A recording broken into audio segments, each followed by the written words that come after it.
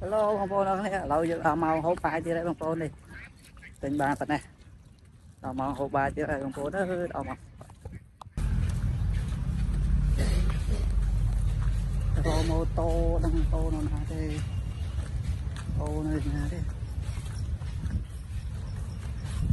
Này. Còn tô bông bồn. Còn mà tô ơi, đâu là tô. Lâu dưng chim tô tư rồi lại hộp bài. Lâu dưng mà đo lại hộp bài với bông bồn này. Tiếp cho một lại hộp bài xanh bông bồn ơi. Này. Tô bông bồn này. Chồng lại hộp bài, anh lọt kho bông bồn lọt kho.